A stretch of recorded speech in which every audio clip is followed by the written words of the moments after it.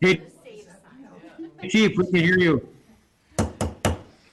Good evening, ladies and gentlemen. It is 6:30 p.m. I will call the Tuesday, September 21st meeting of the Superior Common Council to order. Please rise for the Pledge of Allegiance. I pledge allegiance to the flag of the United States of America and to the republic for which it stands, one nation, under God, indivisible, with liberty and justice for all. Will the clerk please call the roll?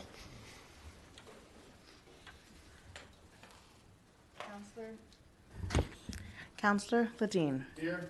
Counselor Van Sickle. Here. Counselor Bender. Here. Counselor Sweeney. Here. Counselor Fennessy. Here. Counselor Elm. Here. Counselor Ludwig. Here. Counselor Sutherland. Here. Counselor Kern. Absent. Counselor Gretzky. We have a quorum. The first item is item 3.1. It's the Superior 7th Regular Council meeting minutes. Motion to approve. Second. Motion's by Counselor Bender, second by Counselor Ludwig. Is there discussion? Hearing none, all those in favor, please signify by saying aye. Aye. Those opposed say no. Motion carries.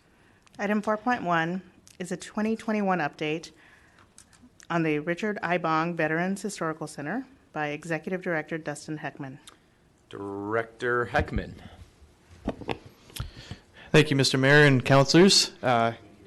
Appreciate being here this evening. My name is Dustin Heckman. I'm the Executive Director of the Richard I. Bong Veterans Historical Center. With me tonight, I also have my chair, Terry Lundberg, and Vice Chair of the Board, Tim Sauter.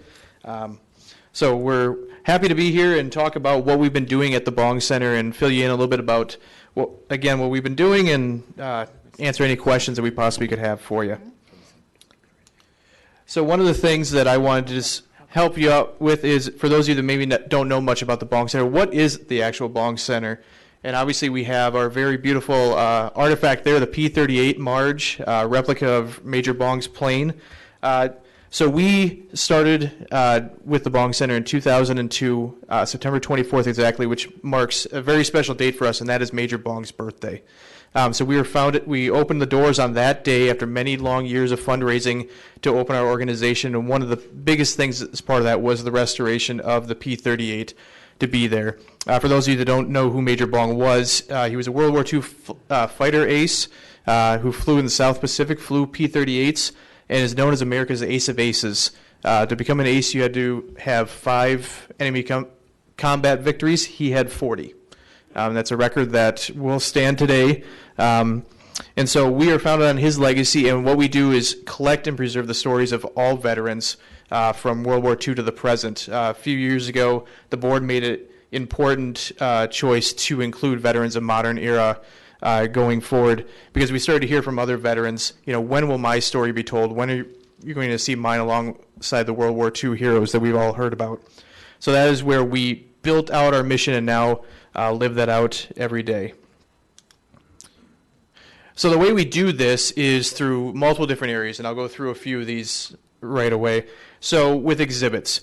So obviously we have to have something for visitors to come see, learn about, and understand. So we have many different permanent exhibits, one on Major Bong himself, another on the home front area, and this past March we opened up a new exhibit on Korea and Vietnam. This was the first one of coming out and talking about those veterans' stories. One aspect of this also is we were able to talk about in the Korea section some of our local veterans that were missing in action in Korea and had been recovered through recovery efforts for many years and brought back to Wisconsin and laid to rest. We were able to tell that story of the families going through that process of finding their missing soldier and bringing them back home. And in the Vietnam exhibit, we feature many different stories from veterans, including one veteran who had never shared their Vietnam story previously. We were able to connect with them, and this was the first time they had told their story and their family had ever heard their story. And so they gave us a very short clip on that, and I'm proud to say since then we've been able to collect their full oral history now and included in our collections. So that's been a big part of what we've been able to do there. And also, just not permanent exhibit changes, we also have changed around some temporary exhibits. So we have different spots around the museum that we can open up and put in smaller exhibits. Like in the little picture you see there is actually from our trench art exhibit. So this includes artifacts that soldiers had actually made in the battlefield with them. We have like a coconut monkey. We have some different light lamps and things that were made out of bullets and shells. So these are things that soldiers could do, and that was actually one drawing that one of the soldiers made while they were in a combat area. We also bring the community in through events. So some of our bigger events, the Escape the Bong event, which is essentially folks can come in and go into an escape room and see how fast they can get out. They've got an hour to get out. I would say we have a success rate of probably about 98%. So that is good. We never let them know that they're going to permanently be locked in there. I don't think that would go over well. Then we also have the Stuffy Boot Camp we did last year, and we actually held that the weekend right before we closed down for 2.5 months due to COVID. So that was an opportunity where kids could bring in, and some adults did also bring in their stuffed animals and go through a boot camp during the night. So they had to perform different duties, such as being a paratrooper and different things like that. So it's a great family event. And then we also have our 4th of July signature event with Teddy Roosevelt. This year we featured Teddy Roosevelt and General Patton together and was very successful in bringing that back. With tours, you can see by our attendance, 2020 was obviously a large decrease from what we had in 2019. 2019, just to give you an idea, was our 3rd best year we had ever had as far as attendance went. And so we went from that to the lowest year we ever had, which is not really a surprise with everything that was going on in the world. And so through August 2021, we've already surpassed our full 2020 paid attendance numbers, and we're doing quite well and on track with 2019 again. And as I've seen around different data around in our area of the state, plus with the northeastern and northwest portion of Minnesota, they're the ones that tend to be seeing a very good recovery after COVID, and that's what we're seeing with a lot of our attendance numbers, and comparing to other attractions in the area, they're seeing similar things. So we're very happy to have that back and be trending in that direction. And lastly, the way we do our mission is through our collections. So we have over 15,000 artifacts in our collection and over 700 oral histories from veterans. So that is an amazing amount of information that we have at our disposal to create programs, new exhibits, and public programming that we can do from that. So how have we adapted in the COVID, soon to be hopefully post-COVID world? One of that is in our education offerings. Before, we relied really on school tours and for students and educators to come to our site and take part in a tour, learn about us firsthand. Well, with some of the restrictions with some of the school districts that they have in place, we can't do that. So we had to find other ways to do that. So we've actually worked to increase virtual offerings. So we have virtual tour options that we can offer through schools on Rosie the Riveter, on our tank, on the P-38, so that people can learn from their classroom about what we have at the Bong Center and about our veterans in the Northland. And we've continued to work with educators to find different experiences that they can utilize to make that work. We also had the opportunity during COVID to adjust our gift store operations. This was a massive, massive change for us. We rearranged the entire area itself and actually improved distancing around it, and we've seen quite a good return on that. Folks have said they've been able to see product better, and we've actually seen an increase in our gift shop sales, which has been really great. And we've made a more robust online store like many other businesses, and we've seen a huge uptick in that as well, getting orders from all over the country for items that we have. So that's been real great, and it's been a positive change for us coming out of COVID.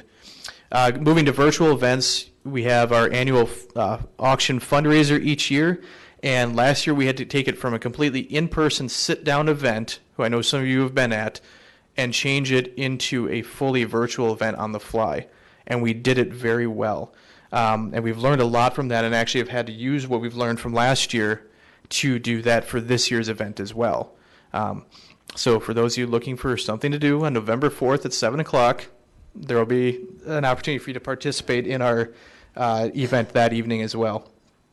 And then also with oral histories, as I mentioned, we collect the stories of our veterans and keep those reserved and to tell the story of veterans across the Northland. We had to find new ways to start collecting those. We had some veterans that weren't comfortable with coming out and coming to the center to tell their story, so we found ways to do it via Zoom. We've collected quite a few via Zoom already, and we also created a backpack that families can check out, take home to their veteran, and it has all the equipment they need. It has a recorder, sample questions, everything like that they can take, record the oral history for us, and bring it back in. So that's been ways that we've tried to adapt with this COVID economy and tried to keep the center out in front with folks and continue doing our mission. One of the biggest things we've done over the last few years is work to really engage youth in what we're doing at the Bong Center. So we have two distinct programs that we use to do that. The first you see up here is the Junior Curator Program. So what this does is it takes middle school students and brings them into the center for 1 week. And in that week, they learn how to do an oral history, they conduct an oral history with a veteran, and then they create an exhibit on that veteran, and then they have to present that publicly, all in 1 week. And so this year we had 9 weeks of that program. This is, I believe, the third year we've done that. And we had some great exhibits coming out of that, including one on Mayor Payne. He participated this year as well, so that was great. But it's amazing this year compared to past years where we have seen veterans really take to heart this process and have come up and talked to the students directly afterwards and complimented them so much on the work that they did. We've had veterans very much moved by the exhibit that was created on them. And again, for some of these veterans, it was the first time they had ever told their story. And so that really connects with us, and it helps get youth involved in supporting veterans and in museum work. It has been a great partnership for us. Our other program is our Bong Squad program. So this is for high school students. And the idea is we want to get students from the Junior Curator Program to graduate up to the Bong Squad program. And what this does is it actually gives them a summer job as being a tour guide and giving our heavy metal tours to folks that come in. So our heavy metal tours focus on the M60 tank outside and the P38 also in relation to Major Bong's second military campaign that he went out in the South Pacific on. And so it brings those students in. They learn what it's like to have a part-time job. They also learn how to do a lot of public speaking. We've seen quite a few students come out of this where they felt more confident by the end of their summer term with public speaking and just giving them some great skills. And we've got a great group of kids that also will help out with just about anything we have going on. You know, if we get a large shipment for our gift shop, they dive right in and help out. If there's somebody that is looking for tourist information and the Travel Superior staff are busy with another customer, they'll jump right in and help out with figuring out, what they're looking for. So it's been a great partnership with that, and has really engaged the youth in what we are doing at the Bong Center.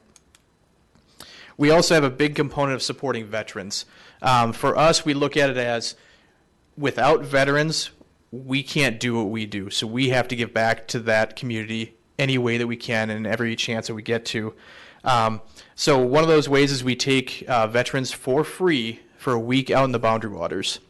This is all raised through private fundraising, and this is one of the trips from this year. So they go out for a week, no cost to them to go out, and they get a week to relax. And a lot of the veterans that we focus on with this trip are those that are dealing with some sort of PTSD or other military-related trauma, and it just gets them out to relax and get away from life. And we've had amazing success with this. We've had a lot of veterans that come back and thank us over and over again for doing this and help us actually promote to get other veterans to go on it.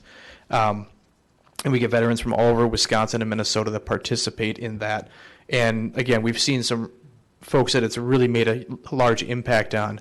Our current group leader actually went on the very first trip, and he said it was such a game changer for him that he wanted to come back, and he's been on every trip since as either the assistant leader or the leader, because he wanted to help other veterans like him get through it. In November, we usually have our Thanksgiving meal for veterans. Last year, obviously, with the pandemic, we had to adapt that and do a curbside or delivery offering, and we served over 200 meals last year to veterans at no cost to them. One veteran actually had contacted us. They had just gotten out of the hospital. They were fully disabled. They had no plans for Thanksgiving, and the day before they found out about our offering. They called us, and we said, yes, we can deliver the meal to them. They actually broke down in tears when the person brought them the meal, because they expected to spend Thanksgiving by themselves and have nothing. So this is the kind of impact we're trying to make on veterans that give back to us so much. And some of the other things we do at during the holidays is we have a gift drive for the Veterans Home up in Silver Bay, where we get items donated and we take it to them so to help out the residents there. And then also last year we distributed MREs, so meals ready to eat, to veterans that have issues with food scarcity, just something that they need to have a meal. And we distributed over 1,400 meals last year that way. So those are some of the things we do to give back to veterans, again, so that they give so much to us that we have to find a way to give back to them as well, because we rely on them and their stories to exist as an organization. We're also a big partner in tourism. We participate in the Lake Superior Ice Festival. I will say I am extremely proud of that ice sculpture from last year. If you can't tell, it was a replica of our D-Day paratrooper exhibit. It turned out amazingly well, and it was really a highlight to be able to see that out there. So we enjoy participating in the ice festival and being part of that planning. We try every year to find a different way to up our game with the ice sculpture and try to find something different that will attract folks around. And then also a couple weeks ago we had the museum crawl in town, where all museums in the community participated together of an opportunity to get folks going around and seeing what great opportunities these museums in our community have. The results weren't quite what we wanted, but it's first year trying to get it built up. So we are working to try and enhance the tourism economy here and be partners in that process with Travel Superior and others in the community. Just this year alone, we've distributed over 10,000 of our brochures across the state of Wisconsin and Minnesota into areas that we had not been in before, and having amazing response with tourists coming up. We're seeing a lot of folks from the Milwaukee area, Twin Cities area, and even beyond that are coming up to the area and partaking in what the Bong Center has to offer and other attractions. So that's been a big part of what we've been trying to work towards and get folks moving around in the area. And then looking to the future, what does it look like for the Bong Center? So next year we'll be celebrating our 20th anniversary of being open, of having the Bong Center built, open, and ready to go. So September 24th next year. So with that, it comes, we're at this point, what is the next steps going forward? And so a lot of what we would like to do, we've built up programming quite well in the last few years. We want to continue building that and find other ways to involve people, maybe a little bit more family programming if we can, other ways that we can connect students with veterans so that way they can learn from a veteran what that experience was like. And then also another big part of what we are looking at is the need for facility upgrades. Again, the building's 20 years old. You're getting to that point, if you own a home, about year 20, 25, 30, you're starting to see big ticket items come out. We're in the same position with that. We're seeing, HVAC upgrades are going to be needed, sidewalk upgrades for accessibility, different cosmetic things that need to be done. And so that's going to be a bigger focus of these next few years going forward, is how do we pull all that together to keep the building standing and keep it open and safe for visitors to continue to come through and just be part of this great community here in Superior and be that partner in tourism that we need to be and have always strived to be. So with that, I'd be open to any questions that counselors have, or any feedback that anyone has. Counselor Bender. Well, Dustin, I don't have a question, but I do have some feedback. First of all, great presentation. Thank you for this. And you may have seen, and you may not have seen, my Auntie Dolly Harris. She is, kind of in the Rosie Riveter area there, and she lived in Silver Bay, and she worked at the shipyards during World War II, and then she lived in Silver Bay. In fact, we were just up there recently for her celebration of life. But she was one. And then also her husband, Jim Harris, and I haven't been able to get the information yet, but I have all of it. I have his Navy uniform in my garage, and so I'm going to bring that in someday too. And he was a ship's clerk, or a store clerk. So as soon as I get his bio written up about that, I will bring that in, and those will be very well received. And the other thing is, of course, when you go through that, you see Rod Campbell was a hero. Rod Campbell was a hero. Rod Campbell never would talk about being a hero. And you know, and I've taken students there many times through Upward Bound and that, but there are so many great things there. It's just, you know, it's so fun to go through everything there. And also, my dad and my two uncles were in World War II. And we don't have a brick yet, but we're going to have a brick as soon as I can get my my cousins to come up with some money. But thank you. Great presentation. I really, really enjoyed it. Thanks a lot. Thank you, Counselor. Counselor Sweeney. Thank you. Could you give us a little background of, I know that Richard I. Bong was an ace of aces, but he grew up in Poplar, Wisconsin, and at one time the plane was in Poplar, Wisconsin. So can you just give us, those people from Poplar really started this tribute to him. So can you give us a little background of that, please? Yeah, absolutely. So in Poplar, of course, they had the airplane there on pillars outside the school, and that was started in 1955, correct? Okay. So 1955 is when the Memorial Foundation began, and they had that tribute to Major Bong there, and as the plane, just through Wisconsin weather and things like that, that it started to deteriorate is when the discussion came to, we need to get this enclosed and get it somewhere safe, and that was where the discussion had to have the Bong Center built in Superior and brought here. So yeah, it started in Poplar and then eventually came to Superior, where he was born here but grew up obviously in Poplar. Counselor Elm. Yeah, Dustin, thanks for coming here. Great presentation, as mentioned by others. And this is, again, just a continuation of Councilor Van Sickle and myself this year. We're inviting folks in the community to engage and learn, so I appreciate that. You guys have an amazing asset there. We're proud that you're here in Superior, and I'm proud of the ability you guys had to adapt in the COVID time, too. So just thanks for coming, and well done, all right? Thank you.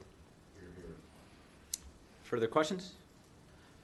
Mr. Heckman, I just want to express my own appreciation as well. As you mentioned, I had the opportunity to work directly with the Junior Curator Program. I've been impressed for a few years on the museum as a whole. I think that it's really doing outstanding work and improving almost every year, but there are a few things I'm more proud of at that museum than that Junior Curator Program. To invest young people in the history of their community, I think builds a much stronger and lifelong relationship, not only to where they live now, but to their own past. And I know I said it at the time, but if you could once again forward my thanks to the young men that did my exhibit. They were particularly outstanding historians. Will do. Thank you. Thank you, sir. Thank you. Great presentation. Thank you. Thank you for being here.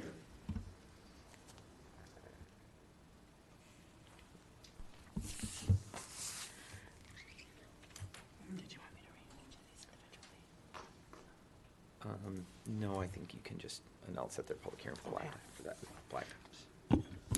Item 4.2 is a public hearing for a resolution introduced by the Public Works Department authorizing 5 different alleys to be blacktopped in 2022. We have to enter the public hearing first, councilors. If there's no objection, I will open the public hearing. The 5 alleys are described on the agenda. I won't have them read unless anybody asks for that. Otherwise, I will declare the public hearing open. Is there anybody from the public or council that would like to speak in the public hearing? Is there anybody that would like to speak in the public hearing? Finally, would anybody like to speak to the alley blacktopping petitions? Hearing none, I'll now entertain a motion to approve all of the resolutions, or the resolution. Close the public hearing and approve the resolution. Motion approved. Second. Motion is by Councilor Bender, the second is by Councilor Elm. Is there discussion? Hearing none, all those in favor, please signify by saying aye. Aye. Those opposed say no. Motion carries. Item 6.1 are committee appointment recommendations from Mayor Payne. To the Civil Service Commission, Mayor Payne is recommending the reappointment of Thomas E. Johnson for a 4-year term expiring September 2025. Motion approved. Motion is by Councilor Bender, second by Councilor Fennessy. Is there discussion? Hearing none, all those in favor, please signify by saying aye. Aye. Those opposed say no. Should we do these all separate? Let's just do each committee and commission separate. Okay. All right. To the Parks and Recreation Commission, Mayor Payne is recommending the reappointment of Elizabeth Noren for a 3-year term expiring September 2024.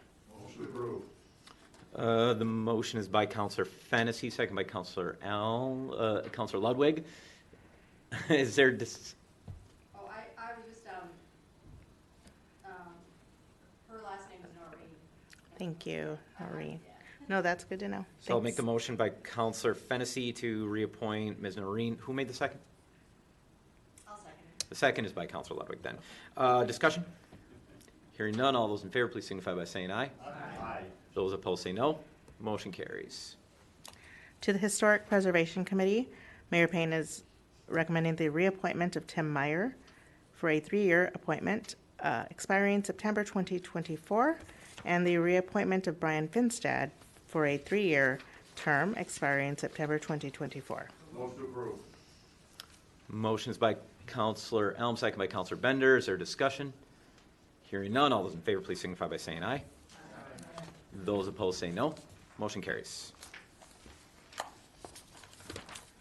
To the Tourism Development Commission, Mayor Payne is recommending 6 different appointments. The first is Steve Canas for a 1-year term expiring September 22, Joanne Jardine for a 1-year term expiring September 2022, Lindsay Grasky as a council representative for a term expiring April 2022, Keith Kern as a council representative for a term expiring April 2022, Bruce Barron for a 1-year term expiring September 2022, and Emerson Sloan for a 1-year term expiring September 2022.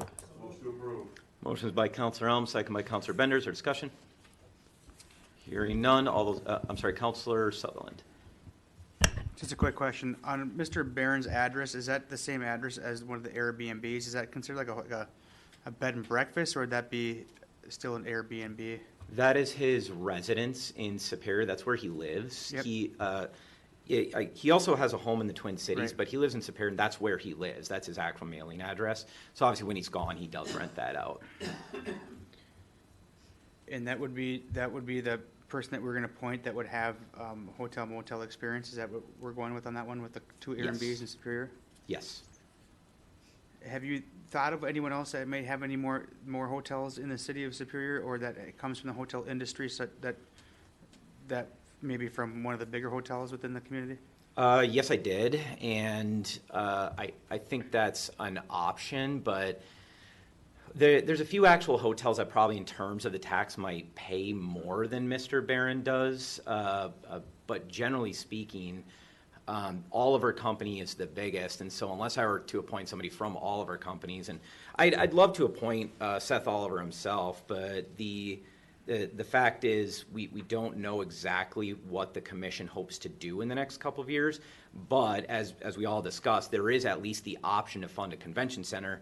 Mr. Oliver is in the convention business and may well be an applicant for that money. And so at least until that's resolved, I think there's too much potential for conflict there. So I think there's an opportunity there. But the other reason is Mr. Barron is part of the changing nature of the hotel motel industry. We have many more proprietors of Airbnbs at this point than we do hotels and motels. Motels, in fact, seem to be disappearing altogether. The idea is let's appoint somebody that is not only paying thousands of dollars in the tax, but somebody that is part of the changing industry. Thank you. Councilor Fennessy.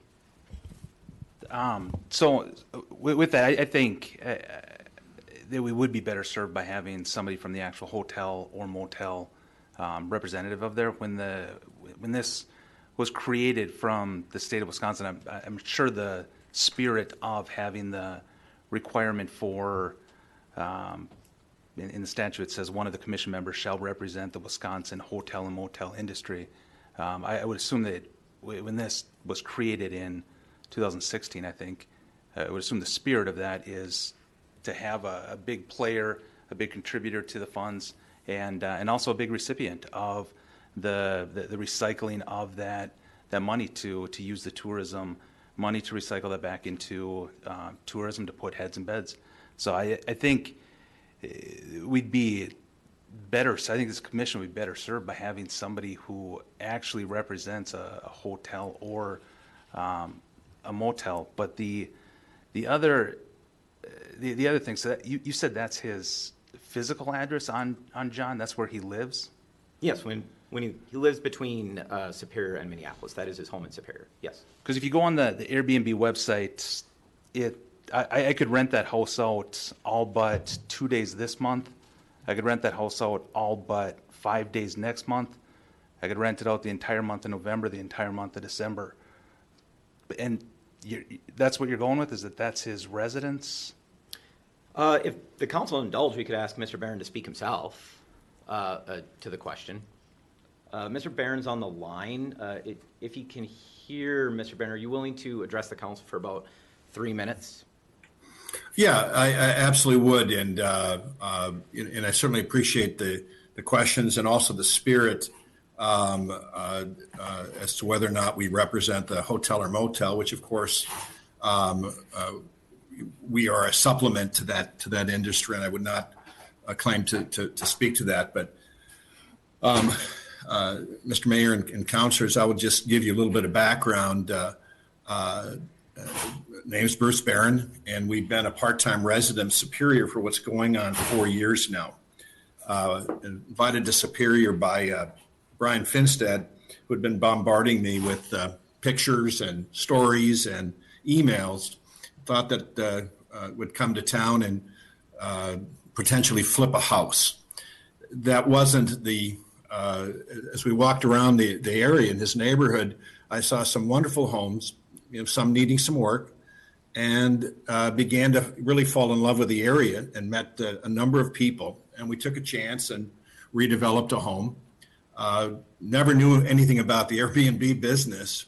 Maria Letsos, who in town was particularly instrumental in helping us. And since then, we now have 3 homes. We had 4. We'll probably expand the business. And last year, I think we lived in the area for 9 months. This year, we plan to be back up here. The season is really June, July, and August. September and October are weekends, and so we'll be back in probably by October, end of October, and Halloween. What a great chance to be there for Halloween.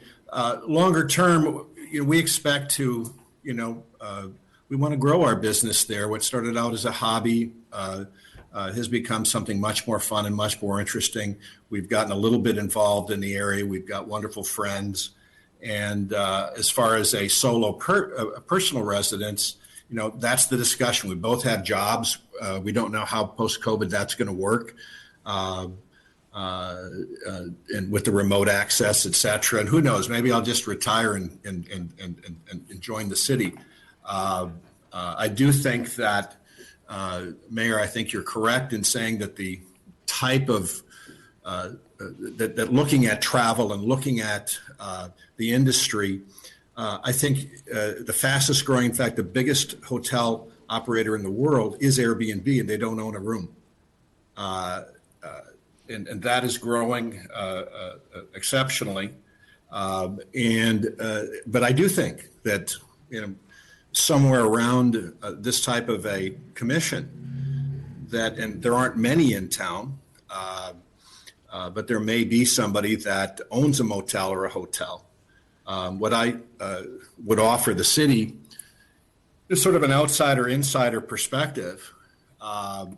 So, Mr. Barron, if I could ask you to finish your comments, that's 3 minutes. Yeah. So at any rate, I look forward to, if the council approves, I look forward to being an active and member in both listening and assisting. Thank you. The floor is so yours, Mr. Fennessy. Okay, yeah, no, I appreciate that, Mr. Barron. And this is nothing against you. I've actually never had an opportunity to meet you. But I just think this commission would be better served with somebody from the true, like a hotel or a motel. I don't dispute that Airbnbs are part of the hotel and motel industry as a whole. But I think when the state statute was written to require somebody from the hotel and motel industry, I think the spirit of that was for somebody from an actual hotel and motel. And I also think that this commission would be better served with somebody who's even just somewhat local, even outside of the city, even just a little bit. But because nobody knows how to promote Superior better than somebody who lives in Superior. So I'll make a motion to pull item 5 out for a separate vote. Excuse me, that motion is not necessary. You have the right to do that. So I'm going to, do you want to take that up immediately? It doesn't matter. Okay. Why don't we take that up immediately then? We are discussing item 5 alone, the confirmation of Mr. Bruce Barron. Is there further discussion on this appointment? Hearing none, all those in favor, please signify by saying aye. Aye. Those opposed say no. No. In the opinion of the chair, the ayes have it. Thank you and congratulations, Mr. Barron. The balance of the appointments then for the Tourism Development Commission. Is there further discussion? Hearing none, all those in favor, please signify by saying aye. Aye. Those opposed say no. No. The motion carries. Item 7.2 is the business of the Public Works Committee from a meeting held September 2nd. Is there a report from the chair? Chair Vensick. Thank you. I will make this as brief as possible. In Public Works, I just want to call your attention to, we recorded a very informal discussion on sidewalks and loosely covered installation, the general process, funding, rating, and elimination. And I just want to remind folks that it never hurts to revisit these topics, and it's in large part how we primarily, sometimes even for the very first time, interact with our constituents. So if you watch it and find it valuable, I hope that it's something that can also potentially be a resource for folks that also might have questions about, how do we do it? What does that process look like? How long is the waiting list? So I just want to thank Ryan Gunstrom for visiting with us. You also probably read that we are in the very early stages of exploring community composting here in Superior. There was a good article about it in the Telegram, and just from Public Works to WLSSD, thanks for showing us around. The second part of this report is in 2020, MnDOT asked me to join their project advisory committee regarding the Blotnick Bridge. I did accept, and our first meeting was in September of 2020. So as a part of that responsibility, I just want to be sure that I am informing this body on where we're at in that process, and just reassure counselors that if you have questions or concerns or comments to, please don't hesitate to reach out with those. So the Blotnick Project Advisory has 8 subcommittees. I serve on one. Todd and Chris, Mayor Payne, Director Janigo, and both public safety chiefs all serve on various subcommittees in different Wisconsin industries and Minnesota businesses and things like that. Just as a quick background, the High Bridge was constructed and opened over the course of 1958 to 1961. The High Bridge later became known as the Blotnick Bridge and was finally opened to traffic in 1961, which of course is now 60 years ago. In 2018, the Blotnick had its first emergency gusset repair. And not too long ago, in 2016, there was another project regarding emergency gusset and cable repairs. And the load rating has been reduced now down to just 80,000 pounds for legal loads. So, like I said, our first PAC meeting was in September of 2020. And MnDOT and WisDOT, we've hosted at least 2 now virtual public input meetings, and all of that is recorded and available on their website. And in my opinion, it's pretty easy to find, so you can find those slides and the PowerPoints and just some of the questions that have come up. We got busy in May, and the public participated in what's called an alignment screening. If you've been paying attention somewhat peripherally, you'll know there were 4 proposed alignments and landings in Superior.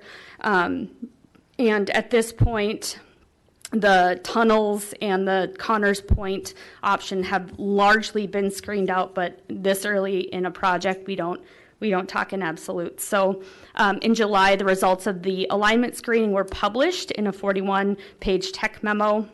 And again, if you visit this page, and I encourage that you do, the links to the surveys and the points of interest and concern, they're all still open. And finally, this month, the Metropolitan Interstate Council, the Policy Board, passed a resolution supporting a Blotnick crossing. Of note, not a bridge, but a crossing to signal support for federal funds. And that was, of course, reviewed by the supporting bodies. So there's a map in the minutes here, just a graphic. And so we're largely in step 2, which is the high-level screening process. So again, I'll do my best to keep you as informed as possible as we move this along. And of course, construction is not yet even scheduled until 2028 through 2031. So if there are any questions, I'm happy to try to answer them. Otherwise, that would conclude my report. And I would request that the clerk read the 3 ordinances, and I'll offer a motion to approve if there's no objection. Sure. Thank you. But before we do that, are there questions for the chair? And a reminder that the Blotnick Bridge project is discussed pretty frequently in the Public Works Committee. So if I think any given Public Works Committee meeting, if councilors were concerned about the project, started to have questions, or even wanted to start voicing your opinions, which I promise you do matter. The opinion of this council will matter on the final plan for that bridge. So I'd encourage you to attend those meetings and get listed in the minutes. Unless there are questions for the chair. Read all 3 ordinances. Sure. The Public Works Committee is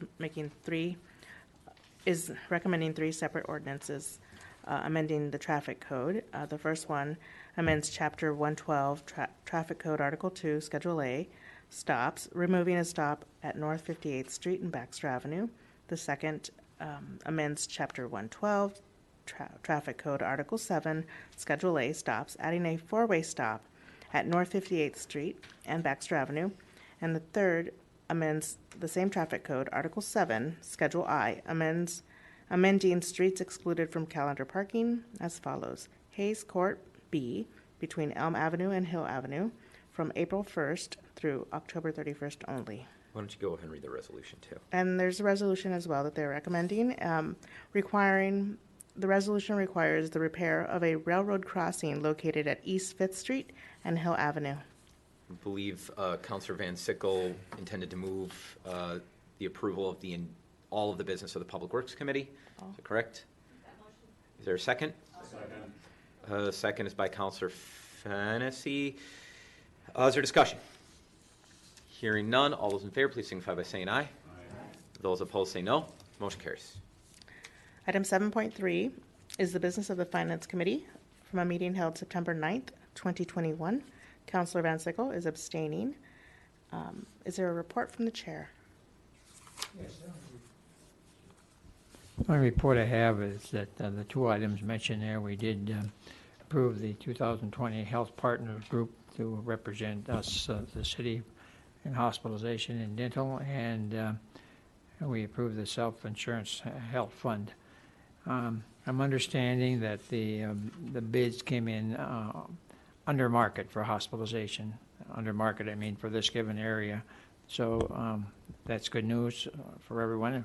We're all interested in saving money. So that is my report. Thank you.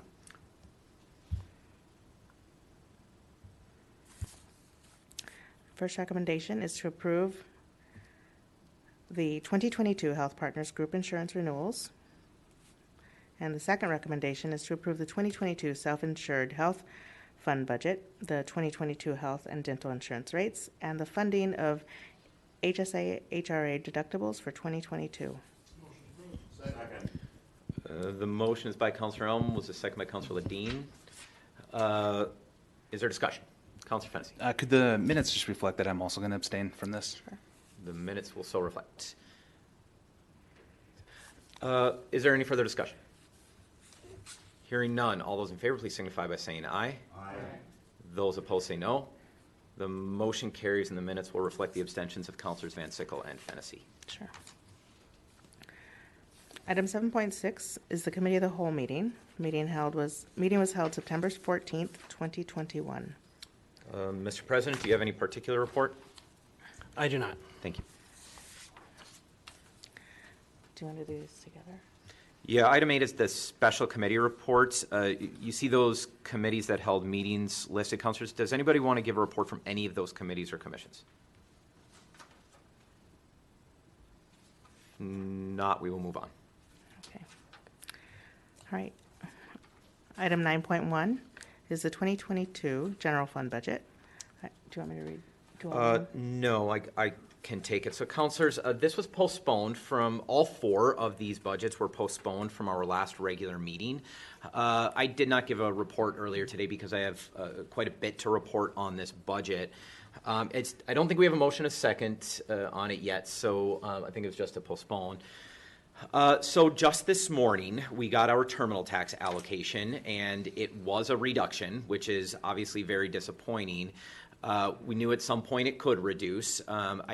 We have a lot of guesses at what could cause a reduction. Zach McClellan at the Department of Revenue has been fairly informative, but my best guess, and it is a guess, and we'll invite Director Putz to make her own if she wants, but my best guess is much like I explained last year when we had an increase in the terminal tax. I worried a little bit that was a COVID-driven increase. The construction, the world of construction, particularly when it comes to the assets of a company like Enbridge, was thrown into flux last year during the pandemic. If you followed the subject of the terminal tax over the last few years, it's the formula is extraordinarily complex. I don't know that Director Putz or I could explain it very well in a way that you would understand it very well, because even after a few years, I think we still struggle with it a little bit. But a lot of that allocation is driven by the value of all of the Enbridge property in Wisconsin as a part of a larger pie, including all of their property in the United States. Therefore, if their value is increasing outside the state of Wisconsin, our share of the pie shrinks if we are not also increasing. The pandemic, and this is again a guess, but I think it's an educated one, the pandemic stopped construction of many Enbridge projects outside the state of Wisconsin, allowing the value of our terminal to maintain or even increase its share of the pie for 1 year. As those projects were resumed, it's entirely possible that has caused our part of the pie to shrink. Now, we have some advice from the Department of Revenue of what we can expect over the next few years. They are always very, very cautious about giving it. They give us no clues leading up to the actual allocation of what we're going to look like in any given year. But there are some factors. Tax rate's a little lower, but the value is still shifting. They said prepare for something to be somewhat static over the next few years. So here's where the numbers shake out. The reduction from last year is about $250,000, which doesn't sound like a lot, but keep in mind our projections assumed growth. And if we no longer assume growth, that means that we can no longer project as high numbers as we did into the future, which means that just about all of our budgets are thrown into flux by that. I think there is at least some opportunity to pass the budget tonight, but I do not recommend it. I think, well, we could of course go with bad projections, which I don't think anybody would find responsible here. Or we could make some minor adjustments to get us through next year, especially in the CIP. We need only cover our bills in 2022. Everything beyond that is a projection. I think most of us will still find that irresponsible if we have the opportunity to create responsible projections, because we'd still be leaving projects in our CIP that we may or may not be able to fund. Furthermore, as you know, terminal tax revenue helps fund the general fund. And while I think there is, it's possible that we can keep all those same numbers in the general fund for the next several years, it's hard for me to say that with certainty. It's really hard for me to say anything about the budget with certainty. I imagine Director Putz is going to struggle as well. Of course, I'm going to let you ask questions of her in a moment. But what I'm recommending is that we are going to meet tomorrow morning to start reconstructing this, fill the hole that it creates. I should say I'm not terribly worried. It's not going to be my funnest day as mayor, but this is nowhere near as bad, I think, as what we went through 2 years ago. I think we'll be able to get through this. It's just not, we don't have a lot of the extra money that we walked into this budget process with. We're going to have to pare that down, and of course we're going to have to do it in a way that protects the long-term fiscal health of the city. I can tell you my goals remain to protect not just our fiscal health as an institution, but the general fiscal health of the city at large. So as much as possible, I want to keep taxes low. I do not want to increase them if it can be at all avoided. I do not want to increase debt. I certainly don't want to put back the debt that we just took out. And I would like to make sure that the investments we are making are investments that can be reasonably expected to grow the overall health of the city, namely that we're causing more construction to take place in Superior, and we're improving the value of the structures that already exist within the community. Those are some basic principles, but I should say everything's on the table. From a procedural perspective, and I promise I'm going to turn this over to you now, this is your budget. I've made my presentation according to the law on the first meeting in September. I will be offering a suggestion. I will be offering a proposed new budget, which will technically be an amendment that will require you to make. One thing that concerns me, though, we are running up on the deadline to pass this budget. We have, I don't know the actual day, I'll ask you in a second, Ashley, but sometime very quickly after our next regular council meeting, we must have this budget passed to meet the rest of our deadlines to hold a public hearing and submit our tax levy to the Douglas County Treasurer. So time is short, and what I do not want to do is just drop a budget on you 2 weeks from now. I think that would be that would put you in an impossible position, and it would force you to evaluate a budget that you've never seen under a very strict deadline. So what I'm suggesting, and this will be your choice, is we should have some sort of review in 1 week's time. I believe that by the end of the week, my own finance team can put together a strong recommendation. It may be a little bit fluid, but we can at least release it to you. And then I'm recommending either you can go back into committee of the whole sometime next week. I'd recommend Tuesday, or we can call for a special finance committee meeting to review the recommendations that we're going to put forward. If you want my personal advice, I think the finance committee works a little bit better because then we don't need 7 counselors to actually make it. We take our counselors that already spend their entire year focused on financial issues. They become well informed of the budget that we're proposing. We will also have released it publicly, and any of you can attend that finance committee meeting and participate as necessary. So that, to me, that splits the difference, but of course, the choice is yours. So what I'm going to do right now is open it up to discussion, questions. Director Putz and I will answer them to the best of our ability. There is no main motion. I would just ask that whatever you recommend of these budgets, and just a request that we take all 4 together, that we continue as much as possible to deal with these as one large spending plan. Councilor Elm. Yeah, Mayor, what was the difference that was determined again? I didn't get to write that down. It is a reduction from last year's allocation of $257,000. Okay. The actual amount in the CIP, because remember the CIP in terms of revenue is not just our allocation in 2022 or 21. It's all of the allocations in every year until 2026. Correct. So that's what you're going to be adjusting each year, and obviously we don't know those until next year at this time to know which could go up or down at that point. Right. It's always going to be a projection. I believe we need to make sure it's a responsible one based on the facts. 257. That's what I wanted. Thanks. Councilor Fennessy.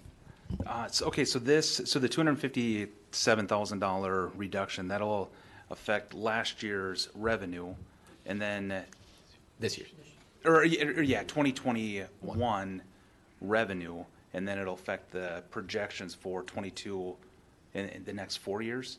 Yes, till 20, so the life of the CIP. So do you, and I know you just got this information today, do you have any idea, ballpark, what that is going to do for the 5-year plan? Is it $1 million reduction overall? Probably closer to 5 million. Okay.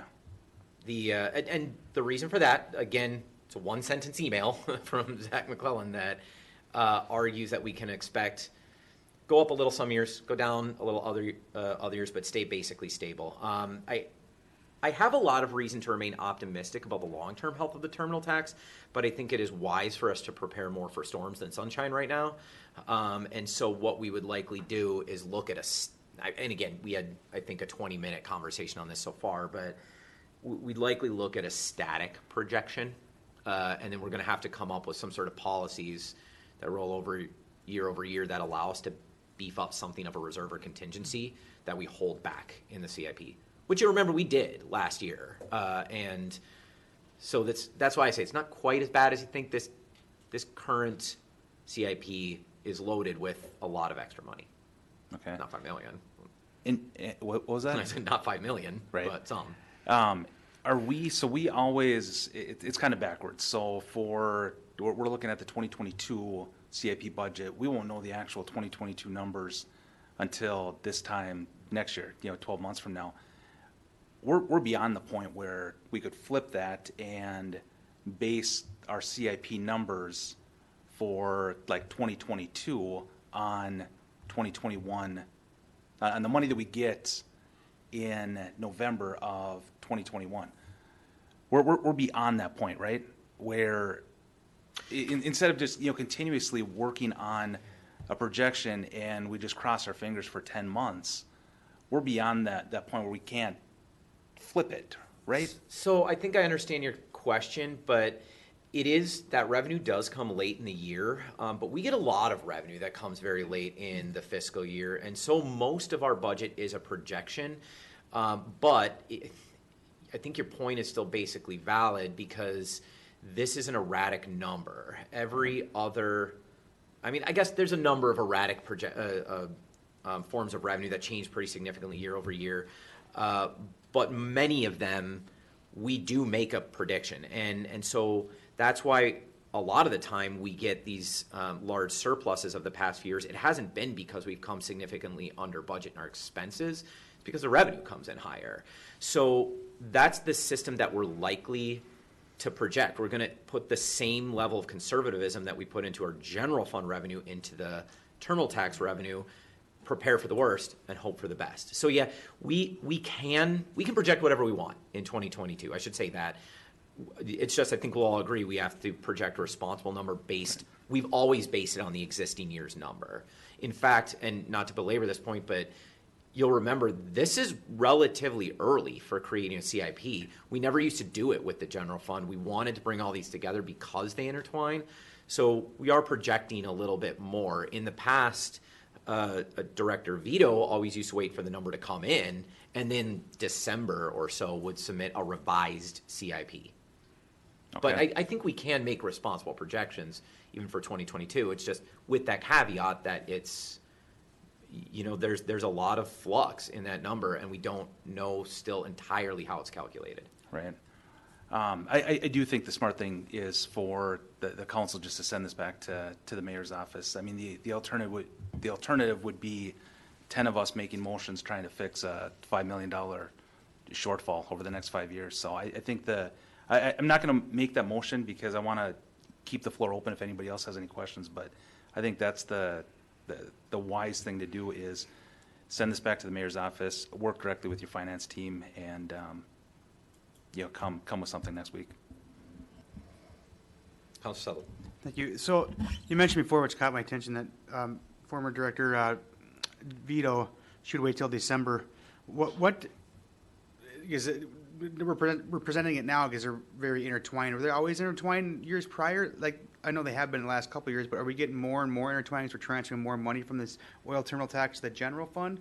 Or what's the difference from 5 years ago till now on that? And why wouldn't we present the CIP in December, just out of curiosity? They were just as intertwined then, right. And it's just they because it's its own budget, it was largely driven by the expenditures. And I can't give a full answer to that, but I think council's always spent, even this council, spent most of its time discussing expenditures and not revenues. I don't know in the history of the city when the city councils moved to adjust a revenue line. They adjust expenditure lines all the time. So that's not to say that that subject hasn't come up before. We have this, a good 2/3 of this council entertained the subject of how much of the terminal tax should go over, and it was treated as part of that CIP discussion. But that was one of the driving factors of me trying to bring it together, because that question has an equal effect on both budgets. It always has. And so I wanted to make sure that all of these budgets are considered together. So, for example, if you change the allocation, Councilor Ledeen had sent a memo to all of you discussing a potential increase in the allocation going to the general fund. The point of them coming together is so that the council considers it will be an increase to the general fund, it will be a decrease to the CIP in terms of that revenue line. So you understand how they both work together. You're affecting both budgets the same time. It was a long way of describing that. Did that make sense? You know, it did, but I was just curious as to why before would we wait till December? And I'm just asking this question because I really want to know, why would we wait till December on the CIP? And then if we were always intertwining the two budgets and now we're passing them all at one time? Well, I can't fully answer that, but I'm willing to bet it's for a similar reason why many of our budgets go later. The general fund's a lot of work. I mean, a lot of work. It takes up the whole summer. We have an obligation to present it in September. We have no such obligation for any other budget. So I think administratively, it's just easier to hold back what you can hold back. I don't know that it's Director Putz's recommendation to send all these together because I didn't ask. I believe that all budgets should be presented together. And I hope in future years that even these budgets that you're starting to see trickle through finance will eventually get at least consideration at the same time as the general fund. Which leads me to another point. Technically, you don't have to pass a CIP right now. The deadline that I just described only applies to the general fund. I believe that they should all be passed together, but that's not an obligation. The general fund is where our obligations lie. Thank you. Councilor Elm. Yeah, just maybe more of a comment is we could be sitting here next year really with the opposite issue, and really the CIP list here is more of a to-do list, which is divided up with essential and discretionary. So I just see this that we'll just make these adjustments. I like the idea of going to finance and then coming back here. I think it's a prudent thing to do. So next year we could be talking about the opposite issue. So I guess I'm not entirely concerned, but we're going to do our due diligence here. So thanks for your work on this so far, Mayor. Of course, thank you. And I would remind you, we were in the opposite position last year. It's going to happen again. It's just, at least for the next 6 years, the days of 30 or 50% increases, I think we should not assume that for a while. I believe that the value of that terminal, particularly the value of oil and the future of construction in Enbridge as a company, has some very, very rosy days ahead for the city of Superior. But for many of you, that's not necessarily what you're going to face. I mean, that said, and I don't mean to be making too many speeches here, I don't want anybody to leave here in a panic or too depressed. Obviously, we won't get to fund everything we want to see funded, but the city is still in very strong fiscal condition, and we're going to be able to meet not just our obligations, but invest in many more things too. So it's a little darker than it was a couple of weeks ago, but I think we're still going to be able to put together a strong budget. The council's priorities that you set early in the summer will still lead this process. Maybe a little slimmer next June, but I think we're going to put together something that everybody can at least live with. And Councilor Elm, I don't know if he was making this point, what we do today, particularly when it comes to capital spending, doesn't have to be the future. There's a lot of ways. We do have a deferred budget wherein we can get back to other items. We can prioritize them to make sure that department heads and your constituents know that we do plan to get to these projects.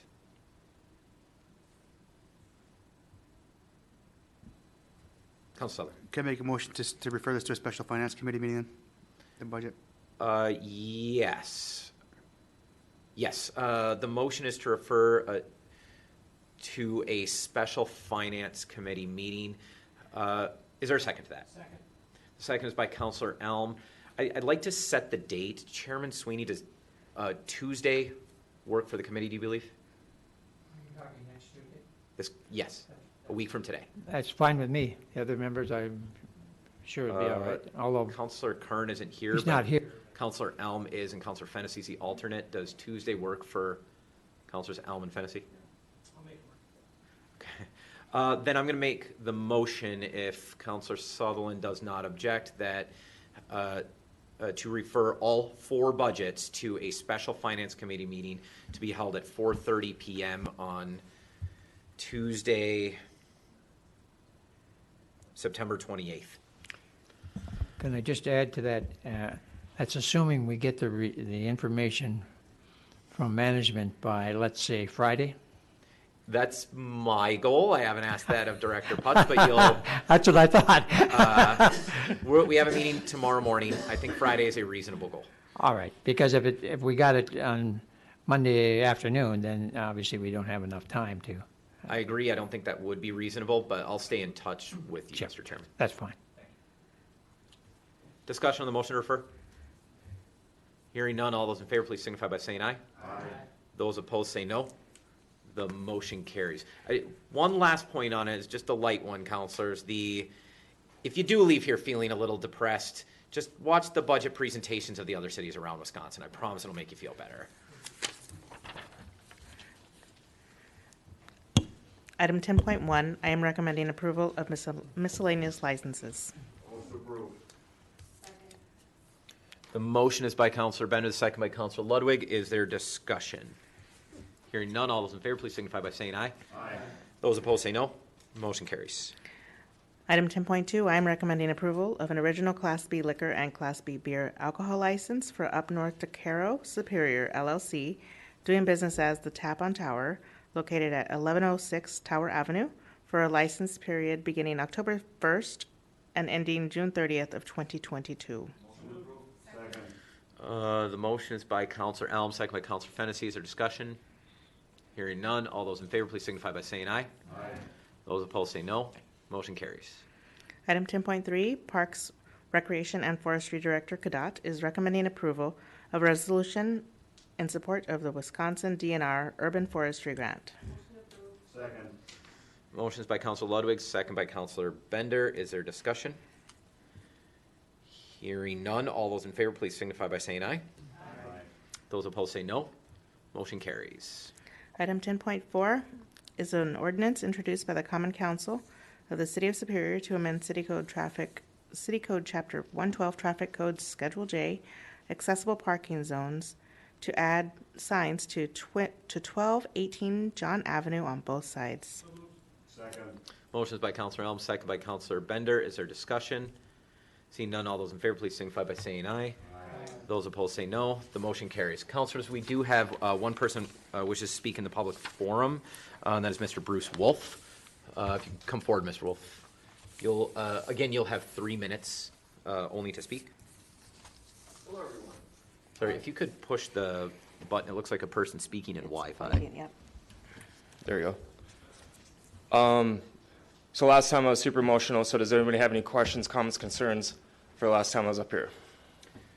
We don't generally take questions in the public comment. We just allow you to speak freely. Okay. So I was saying, we need to, spoke upon last time, I actually looked at the old Epic building. It's valued at $765,000. It has an operable kitchen. It has a basement that used to be a banquet room. I believe that it can be converted to be another shelter like Solid Rock Safe Haven. And also looked at the land that's out in front of Menards. And the front strip there is valued at $1.5 million. And the back corner lot off to the right, if you're looking at the building, is valued at $934,000 with a grand total of $2.4 million plus some change. I believe that we could come together as some form of agreement, either as like a public or a private funding, to build a homeless shelter, a detox facility, and also a mental health facility. And then after that, we could do a vocational for like trade jobs or something like that. So that way we can give people a safe place to stay. We can get them clean, make them sober if they choose to do that, and then address the traumas that led to their drug addiction and homelessness. And I'm sure there's plenty of educational facilities around here, UWS, WITC, St. Scholastica, UMD, where there are plenty social work programs, nurses, CNAs, LPNs, nurses, that could provide jobs for those people.